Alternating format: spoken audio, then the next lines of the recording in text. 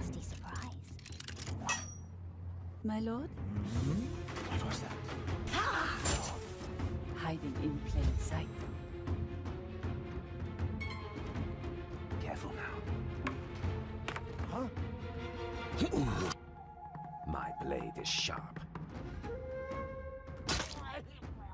You stay down. Nothing personal. Taking aim. Why is there shooting? No challenge. Come on! The story is still being written.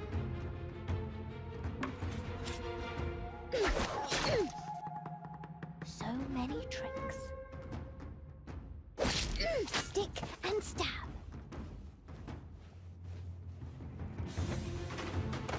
Elegant landing. I have a question. Yes? We do this for Mugen. How? An elegant death.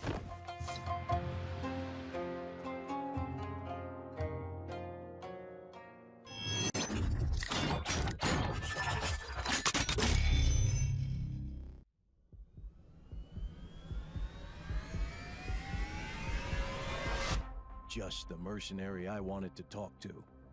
Your steel dragons did pretty good on that last case. I won't lie, though. This next one, it's personal.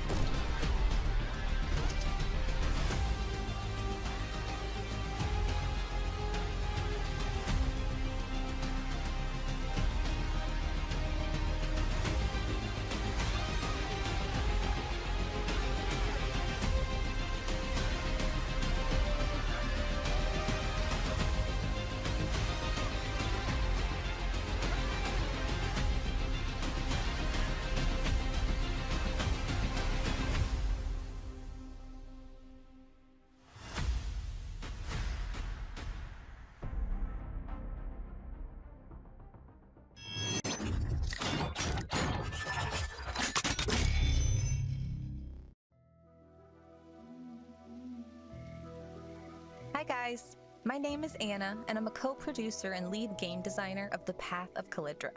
This game is created in co-production between Warsaw Game Studios based in Poland and Brazilian Final Boss game developers. We'll show you just a small piece of the game in the following video, but mind you, this is purely focused on combat mechanics. If you want to check it out yourself, it is readily available on the Steam platform.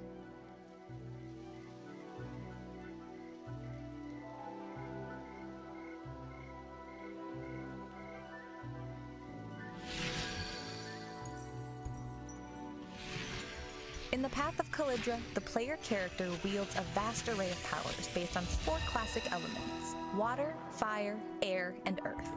This demo shows 2 earth element powers, Gyrus Fists and Gyrus Sword.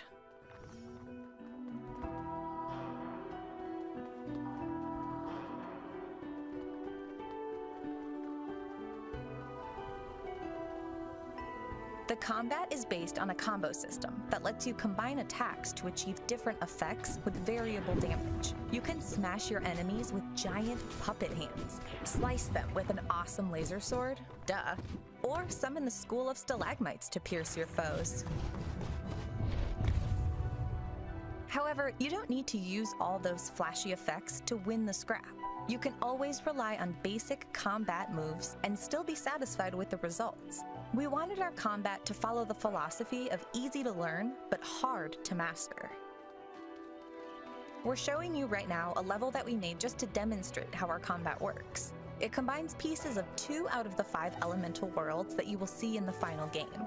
Matthias is the protagonist of the game, who embarks on the journey throughout the magical kingdom of Kalizgor, along with the mysterious being called Calidra. will brave the lush tropical jungles and dive into the depths of the ocean full of remains of ancient civilization. They will explore vast aerial temples and uncover the secrets hidden in the brazen city of fire. Finally, they'll venture into the labyrinth and the strange paths of Aether.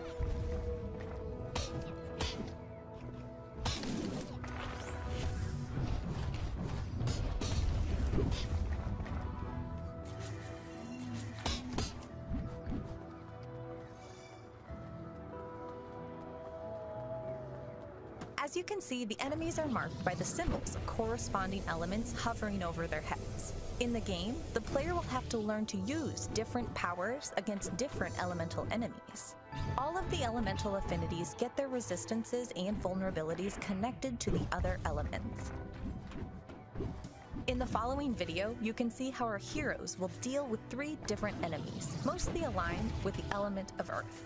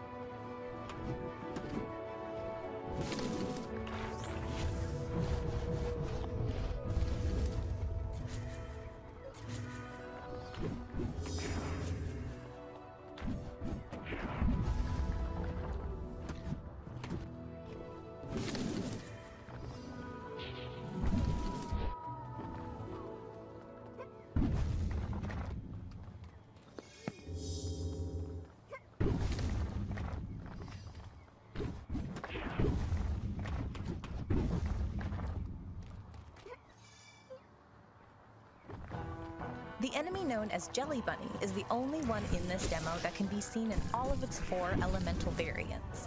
Take heed of the differences between the type of damage they inflict on Matthias and how they react to his attacks.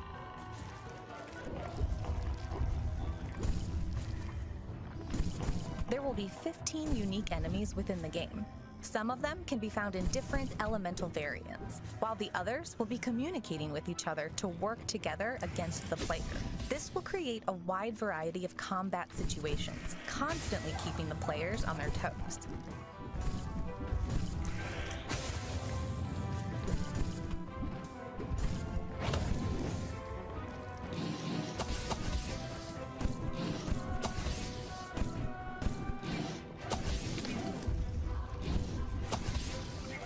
Thank you for watching this video.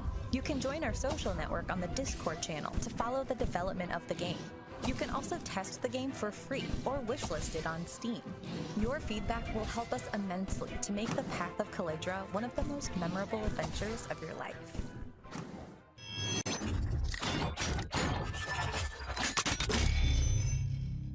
Hello, my name's Corey Kaspersky, and I'm a 3D artist at Ratloop Games Canada, and I'm working on the title Lemnis Gate. Lemnis Gate is a turn-based combat strategy first-person shooter with a unique twist.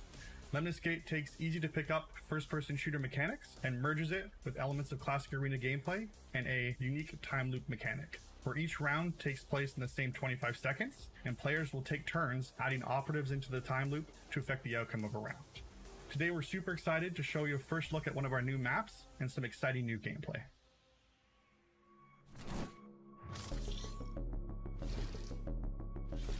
Prior studies suggested that Caldera was once covered by one big ocean. Upon arrival, Lemnis explorers only found its bottom.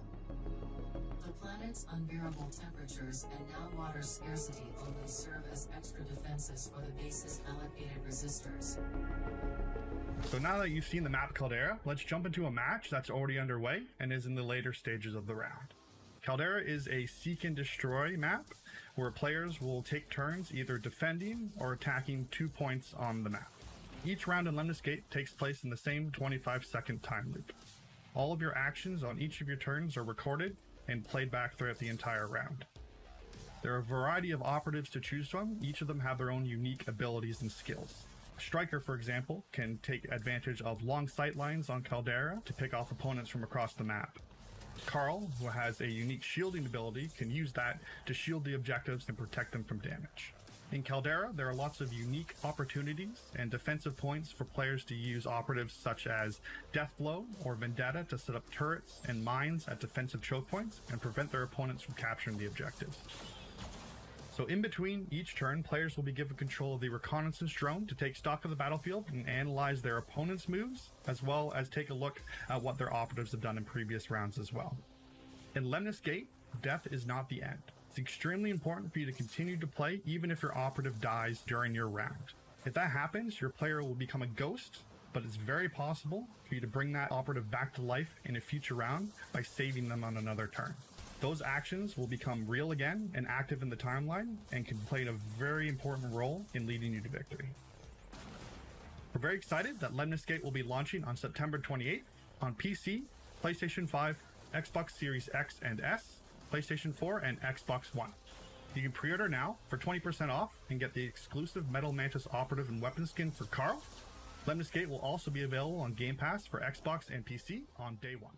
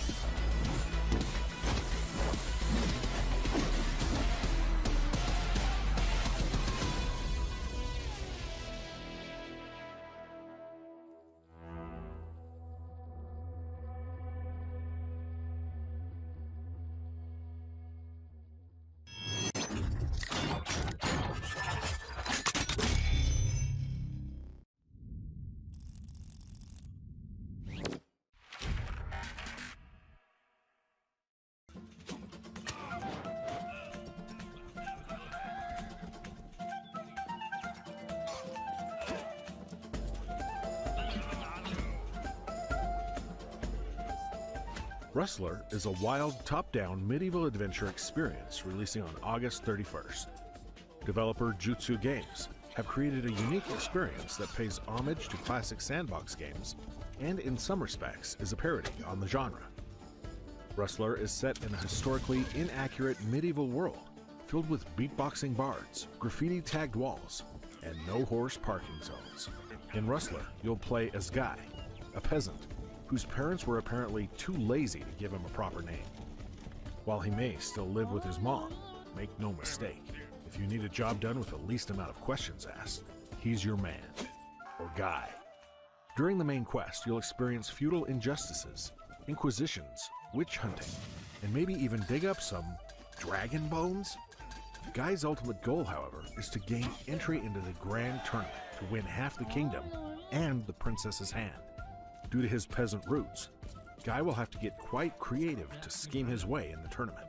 To make that a reality, you'll have to form weird alliances, double-cross your enemies, and equip yourself with crazy disguises. And we can't forget about Guy's best friend, who has the most appropriate name ever, Buddy. He's a lifelong friend and the brains of the operations. Keep in mind you can always count on him. After all, he's your buddy. In Rustler, players can tackle the story at their own pace and ensue chaos upon the kingdom at their leisure. When left to his own devices, Guy can wreak havoc with halberds, swords, crossbows, and even things like tossing turds or holy hand grenades. There's tons of mayhem to cause in Rustler. Guy can terrorize townfolk with his reckless riding, fight in medieval cage matches, and of course, steal horses. Just to name a few more, you can also compete in various horse races around the kingdom, offer your riding skills as a medieval taxi service, and even pimp out your horse to elude knights in pursuit. Through the use of bards, music plays a strong role in Rustler. Hiring bards allows Guy to enjoy a variety of sweet tunes that can only be described as medieval hip-hop. Songs will dynamically change on the fly depending on what trouble Guy is getting himself into. Or they can be manually switched, acting truly as your own personal medieval radio. We're extremely excited for players to saddle up and enjoy the medieval madness that is Rustler when it releases August 31st. We thank everyone for tuning in, and if you'd like to support Rustler further, the game is available now for pre-order at select retailers.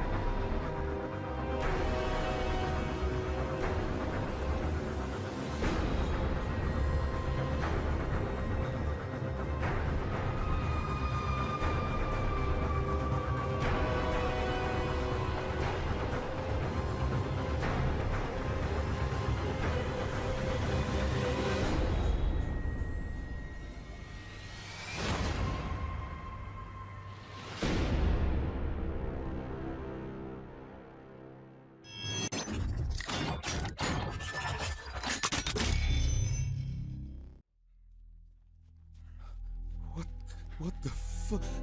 No! Get the hell out of here!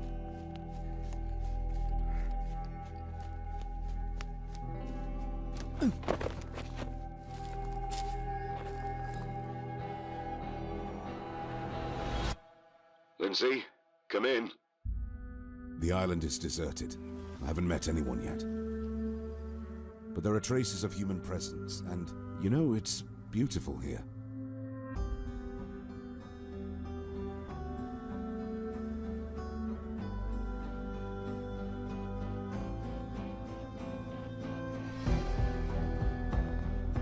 Gathering supplies and even hunting with flash photography. Can you believe it? But, damn, I don't trust this place.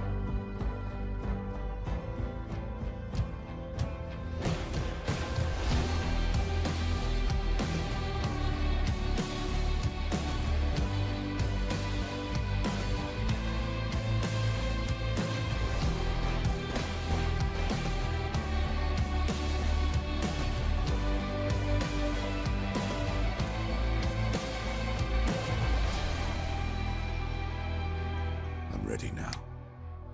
I'll get us out of here. Over and out.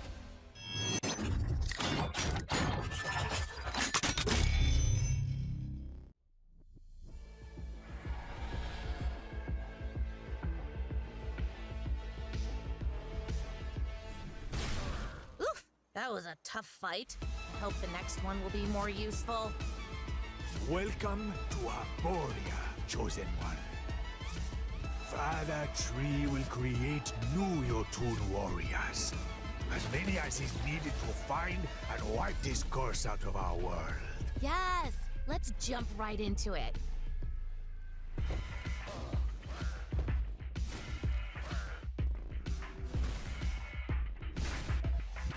Healing roots will help us to rebuild structures in our village.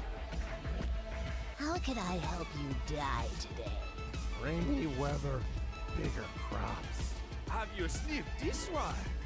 These bongos sure are strong, huh?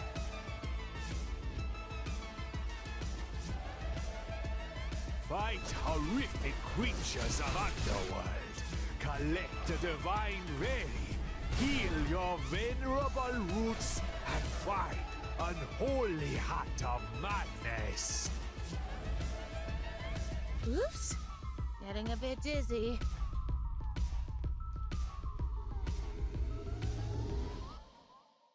First time, it'll be fun, trust me.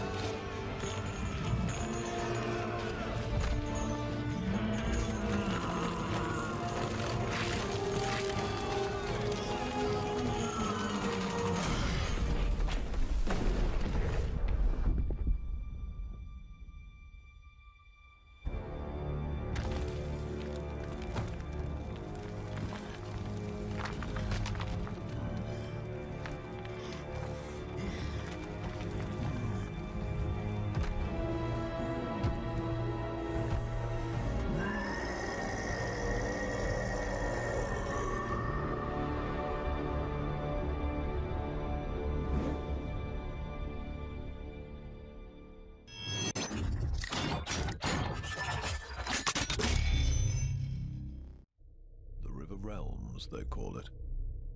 What a fine poetic name for something as rotten and twisted as our land has become.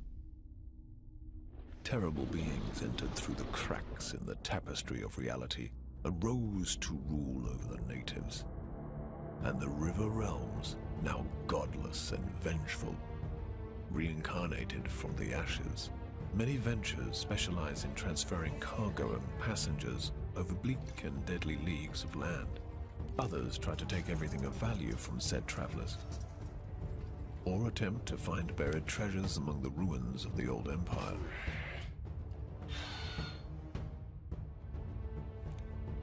The leaders of the endeavors are, some say, the bravest men and women of the River Realms. Such a leader is called a Vagrus. What a profession! Daring and savvy, always watching the horizon, always looking for an opportunity.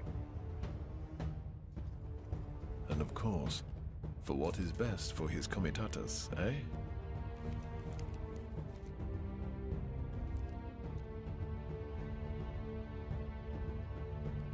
Many of your kind have I seen in my long life as a vagabond.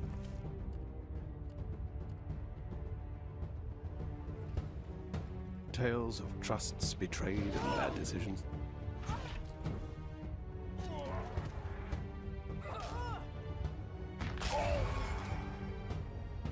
Not a pretty story, eh?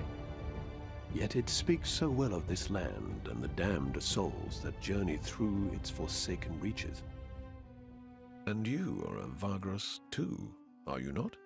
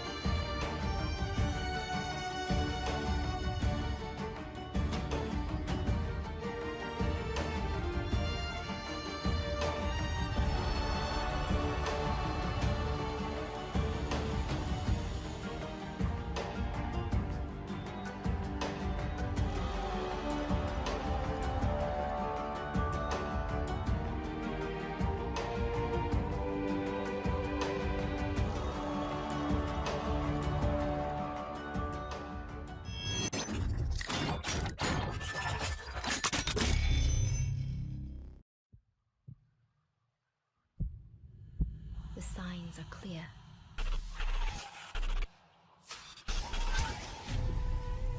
The harbor's in danger.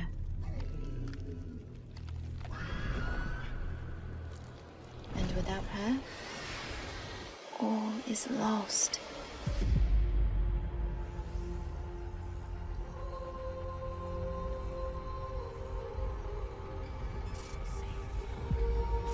Allegra,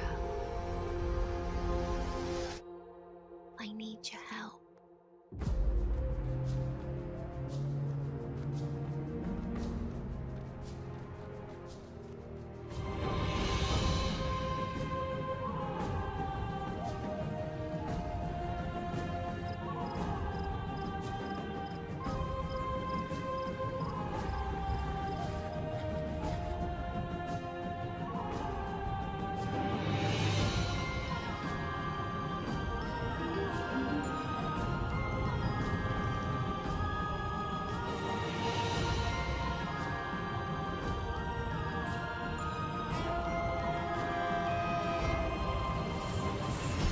Because if we don't save the Harper,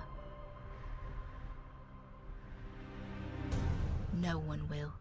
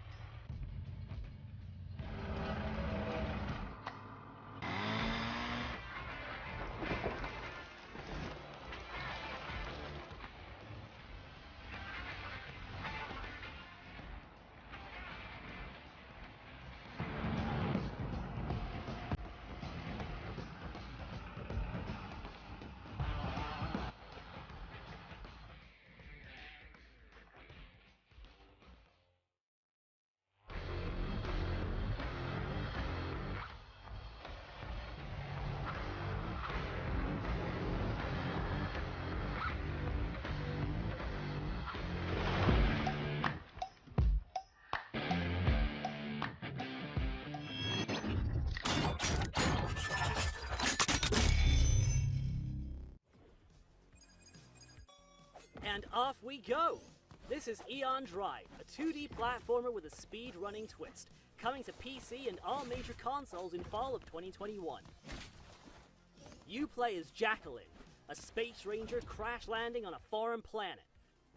Armed with a teleportation dagger and a laser sword, you'll run, fight, and slide to save yourself, and save the city of New Barcelona along the way.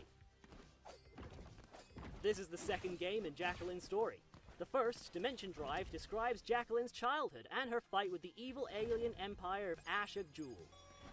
The second game starts right after the end of Dimension Drive. With Asha Jewel forces defeated, Jacqueline is mysteriously teleported to another dimension. That's where Eon Drive takes place. In the game, you'll have to complete over 100 levels, increasing in both difficulty and scale. To complete any of them, you'll have only 30 seconds. But, along with her ability to teleport, Jacqueline can also control time itself. Press the Y button to activate a time capsule, and add extra 5 seconds to the level's timer. Eon Drive puts an emphasis on adaptability, without pushing back on difficulty. Most of the levels have multiple ways of beating them, so you can not only choose a strategy that fits your playstyle the most, but also replay a level to find another, faster route. And if you're up for the challenge, just know, all 100 levels can be beat without time capsules. Want to become the ultimate speedster of Eon Drive? Check out the global leaderboards to compare your skills against the world's best. In the game, you'll visit many districts of Neo Barcelona, inspired by the beautiful architecture and landmarks of the city itself. Creating the cyberpunk version of our beloved city was a lot of fun, and I think players will enjoy seeing Barcelona in a new light. To further learn about Neo Barcelona, players can collect gems and data cubes, hidden throughout the game. Some of them unlock items in the gallery. There you can learn more about the world of Eon Drive, and hear Jacqueline's opinion on the world itself, voiced by the illustrious Kira Buckland. But the fun doesn't stop there. Don't forget that you can also enjoy Eon Drive in the company of your friends, both locally and online. 2 multiplayer modes will be available at launch. A co-op mode will put you and your friends through the levels of the story, and the PvP mode, which puts up to 4 players against each other in a speedrunning race. Customize the rule set and select between 5 sets of levels to challenge your friends in the fast blazing competition. All of this and more awaits in Eon Drive, launching on PC and all major platforms on September 4th.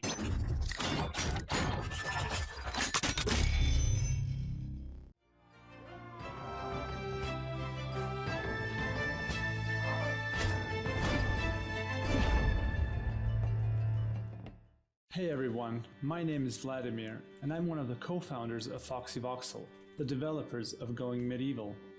Going Medieval is a colony sim that takes the management and survival aspects the genre is known for and combines them with powerful building tools, allowing you to build the medieval structure of your dreams. Whether that's farming hamlets, towering castles, or twisting underground tunnels, it's up to you. We launched in early access in June 2021 on PC, and just recently we released our first major update that overhauled the game's resource storage systems, expanded the world with larger maps, and set the groundwork for future updates with some important quality of life upgrades. Today though, I'd like to give you a sneak peek at some of the most exciting and game-changing new features in our production roadmap that we'll be introducing via periodic updates leading up to the full launch. First up, trading and merchants. In this update, you can interact with the other settlements on your region map by sending out caravans of settlers to trade precious resources with your neighbors. Hopefully, branching out will then attract traveling merchants to your own settlement. Venturing out into the world also means diplomacy. Settlements will belong to their own factions and will have different relationships with the player and each other. Players will influence these relationships through events such as trading and ransom events. In future, you'll also be able to raid these other villages to pillage resources or even take prisoners, who you can choose to ransom, sell to slave traders, or convert into citizens for your settlement. Another big feature being planned is social interactions. Soon your villagers will be able to talk to one another, dishing out praise, flattery, and of course, insults. All of this is driven by each settler's individual stats, perks, and traits, and can result in a variety of mood modifiers and even a full-on fist fight if a war of words goes a little too far. Religion is also set to play a bigger part in future updates, with trading, diplomacy, and social interactions all influenced by your settlers' beliefs. The landscape itself will also see some new environmental features. Fire, snow, natural footpaths, ruins and cave systems will all make the world a richer, more captivating place. For those that like to aim for particular goals and achievements, we're planning to add some grand objectives to work towards, all geared around the idea of rebuilding society. These can vary from becoming the new religious center of the post-plague world, establishing a transport infrastructure, or a market hub for the region, and many more. I hope that this short overview has given you a taste of what's to come in Going Medieval. We've had such an amazing response from the community so far, and we're very excited to develop this game further and make something truly special for our players. Thanks for watching.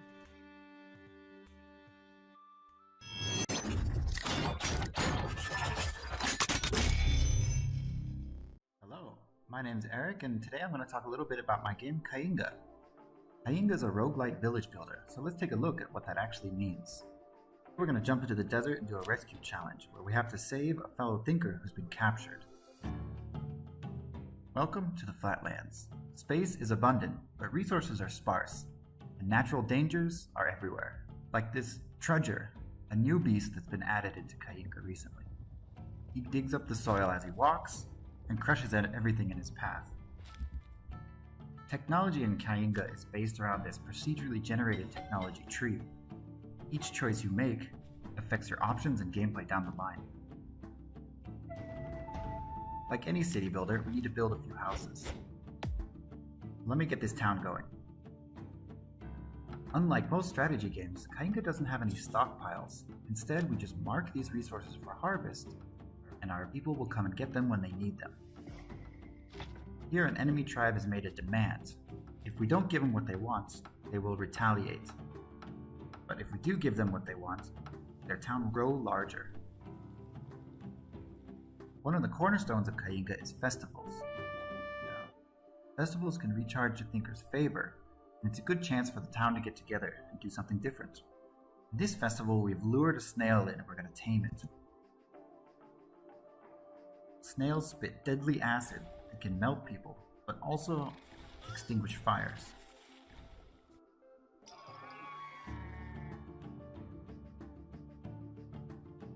Each biome in Cainga has a different weather system. Here we can see the wind of the flatlands blowing through the lands.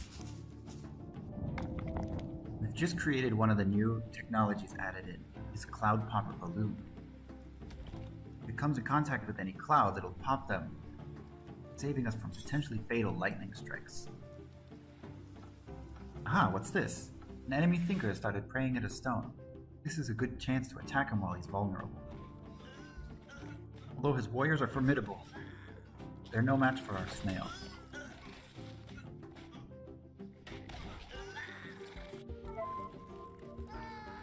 In Cainga, not only do you have to build a small town adapted to the environment, but you have to complete a certain challenge. Our challenge this time is to rescue this thinker from this cage. I think we've built up a big enough army to rescue that thinker. Equipped with a war drum, our snail will help our people fight with bloodlust.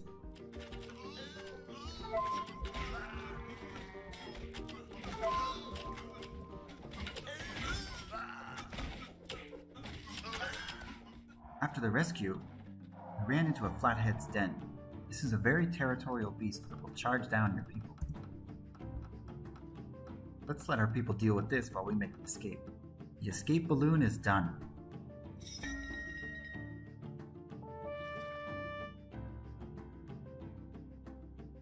You never know what might happen in Cainga, so it's best to finish the mission while we still can. Thanks for watching. I hope you enjoyed this abbreviated look of Cainga. You can wishlist the game on Steam and get notified of updates as I post them. Enjoy! Till next time.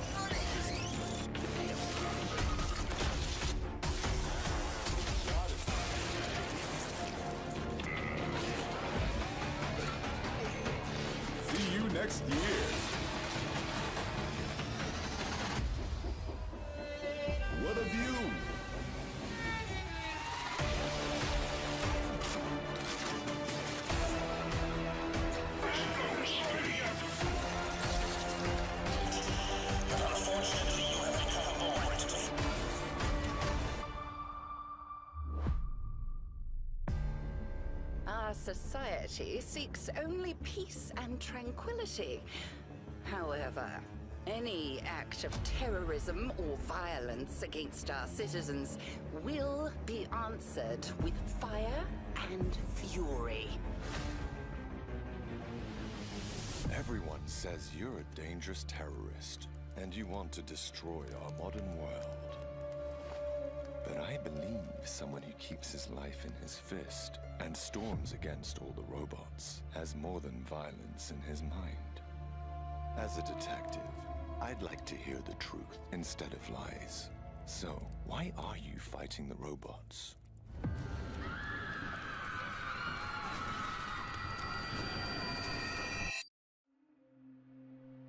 There was a time that I was an ordinary man. I had a country with kind people to protect. I had a father to teach me the way of life. And a woman to love. Salvaram! The robotic army has attacked us!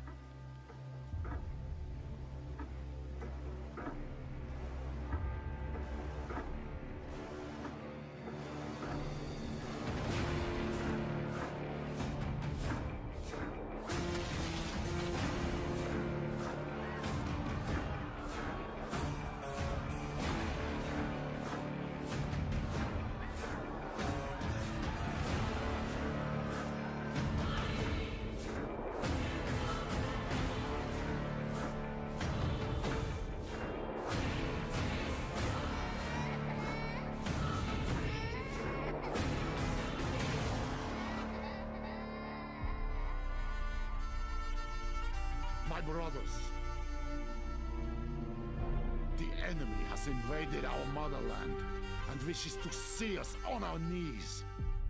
But we are the soldiers of Persia. We would rather die bravely on the day of battle than living in tyranny and humiliation. As the Prince of Persia, I stood against all of them. But I was defeated. I was weak, with no power to fight the enemy. God, who brought this upon us?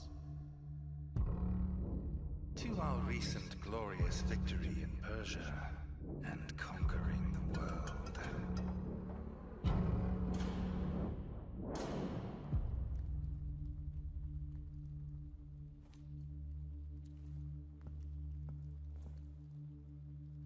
Maybe not all the robots are murderous and evil, but you can never understand that when you take everything from a man. He's left with nothing but anger and revenge. Oh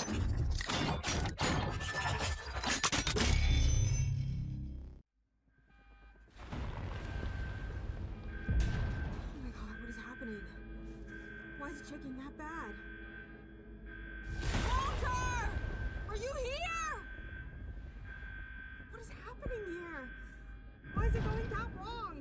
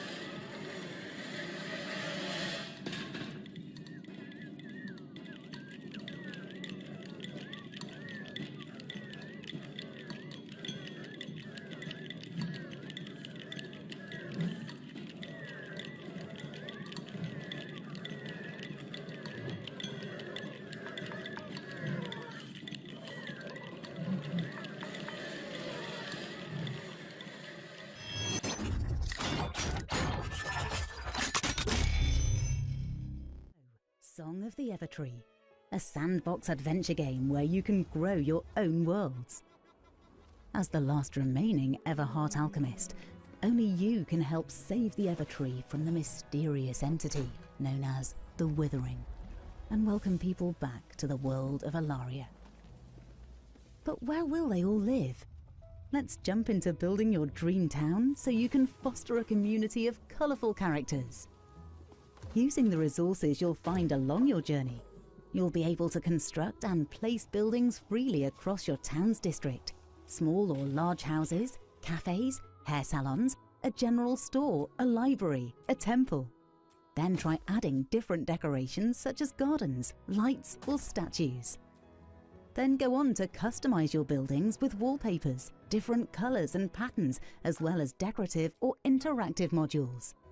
For instance, you can increase the number of people that can live in a house or that work in a shop. Use the shops to purchase useful items like wallpapers, chest keys, batteries, or find awesome clothing and hairstyles for you or to gift to other residents. Let's see what they have for sale.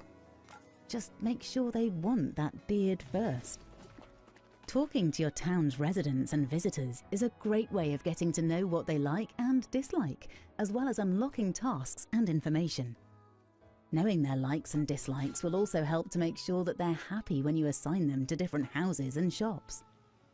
The happier your community, the more people will want to live there, and this is key to unlocking new districts to expand your town. But it's not just your town that you'll have to look after. You'll encounter a vast array of creatures on your journey, and many of them you can keep as pets, or free them to live in harmony with the world you create. But where do the resources to build this town come from? To answer that, we need to go up the Evertree and see what surprises await. Let's call forth our trusty companion Kazumi and choose an exciting world. As the last remaining Everheart alchemist, you can extract the essence of different objects and create world seeds. Depending on the ingredients used, entirely new and unique worlds will grow from the world seed when it is planted. Let's fly down to see one of the worlds you created. Oh no! The influence of the Withering is so strong that even the new worlds you created have been partially corrupted. Use your specialist tools to restore nature to your worlds by tending to the land and creatures to remove all traces of the Withering. By doing so, you'll be rewarded with the resources you need to accomplish your goals. Help grow your world and banish the Withering for good with the miraculous powers granted by the long-forgotten Song of Myora. As your worlds begin to grow, new surprises and puzzles will appear. Thank you for joining us today for an exclusive look at Grow Song of the Evertree. We hope we've given you the tools to create an exciting and unique experience, as unique as you are. There is so much more we'll be sharing with you in the coming months. But until then, please wishlist Grow on Steam today and register at growsongoftheevertree.com to have a chance to participate in our closed beta.